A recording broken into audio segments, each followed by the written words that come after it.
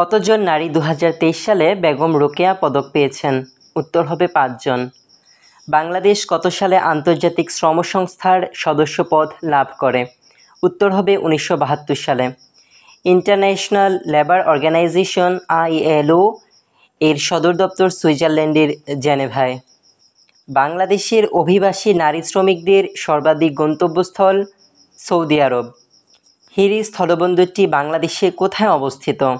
হাকিমপুর, দিনাজপুর। পাহাড়পুরে সোমপুর মহাবিহার বাংলার কোন শাসন আমলের স্থাপত্য কীর্তির নিদর্শন? উত্তর হবে পাল শাসন আমলে। 8ম শতাব্দীতে এটি নির্মাণ করা হয়েছে বলে ধারণা করা হয়। মুজিবনগর সরকারকে গার্ড অব অনারের নেতৃত্ব দেন কে? উত্তর হবে মাহবুব উদ্দিন আহমেদ। ঐতিহাসিক 6 দফা দাবিতে কোন দুটি বিষয় কেন্দ্রীয় সরকারের হাতে রাখার প্রস্তাব ছিল? প্রতিরক্ষা ও পররাষ্ট্র। 6 দফাগুলো হলো: পাকিস্তানের সংবিধান হবে যুক্তরাষ্ট্রীয় এবং সরকার ব্যবস্থা হবে সংসদীয়, যাতে আইনসভার বিষয়সমূহ প্রদেশগুলোর হাতে ন্যস্ত থাকে। 2. কেন্দ্রীয় সরকারের হাতে কেবল 2টি বিষয় থাকবে: দেশরক্ষা এবং পররাষ্ট্র। অবশিষ্ট বিষয়গুলো প্রাদেশিক সরকারের হাতে ন্যস্ত থাকবে। 3. দেশের 2 অংশে 2টি পৃথক অথচ অবাধে বিনিময়যোগ্য মুদ্রা প্রচলিত থাকবে, অথবা উভয় অংশে রিজার্ভ ব্যাংকসহ একটি মুদ্রা থাকবে। 4. কর ও শুল্ক ধার্য করবার দায়িত্ব অঙ্গরাজ্যগুলোর উপরে ন্যস্ত থাকবে। 5. প্রতিটি অঙ্গরাজ্যের বহির্বাণিজ্যের জন্য পৃথক হিসাব রক্ষা করতে হবে। 6. প্রতিটি অঙ্গরাজ্যের অধীনে আঞ্চলিক বাহিনী ও আধা সামরিক বাহিনী থাকবে। 8. বাংলাদেশের প্রাচীন জনপদের হরিকেল এর বর্তমান নাম কি? সিলেট ও চট্টগ্রাম। হরিকেল জনপদের অবস্থান ছিল বাংলার পূর্ব প্রান্তে। এর রাজধানী ছিল শ্রীহট্ট বা সিলেট। সীমানা সিলেট থেকে চট্টগ্রাম ও পার্বত্য চট্টগ্রাম পর্যন্ত বিস্তৃত ছিল। বাংলাদেশের কোন বিভাগে জনসংখ্যার ঘনত্ব সবচেয়ে কম? উত্তর হবে বরিশাল বিভাগে। ট্রেডিং কর্পোরেশন অব বাংলাদেশ কোন মন্ত্রণালয়ের আওতাভুক্ত? উত্তর হবে বাণিজ্য। 1972 সালে রাষ্ট্রপতির 68 নং অধ্যাদেশের মাধ্যমে TCB বা ট্রেডিং কর্পোরেশন অব বাংলাদেশ প্রতিষ্ঠিত হয়। মারমাদের সবচেয়ে বড় উৎসবের নাম কি? সাংগ্রাই।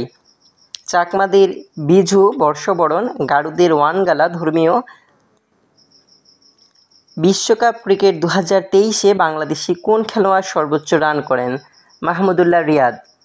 বাংলাদেশ সরকার কোন উৎস থেকে সর্বোচ্চ রাজস্ব আয় করে? উত্তর হবে মূল্য সংযোজন কর বা ভ্যাট। এটি চালু হয় 1991 সালে। বাংলাদেশের পররাষ্ট্র নীতি সংক্রান্ত নির্দেশনা সংবিধানের কত অনুচ্ছেদে উল্লেখ করা হয়েছে? 25 নং। মাতৃপ্রধান পরিবার ব্যবস্থার প্রচলন কোন জাতিসত্তায় রয়েছে? গারো। অ্যাটর্নি জেনারেল রাষ্ট্রের কোন অংশের কর্মকর্তা? নির্বাহী বিভাগ। অ্যাটর্নি জেনারেল সংবিধানের 64-র 2 নম্বর অনুচ্ছেদ অনুযায়ী রাষ্ট্রের প্রধান আইন কর্মকর্তা হিসেবে দায়িত্ব পালন করেন।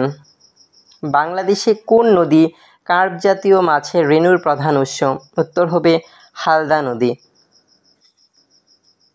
হালদা নদী বাংলাদেশের পূর্ব পাহাড়ি অঞ্চলের খাগড়াছড়ি ও চট্টগ্রাম জেলার একটি নদী।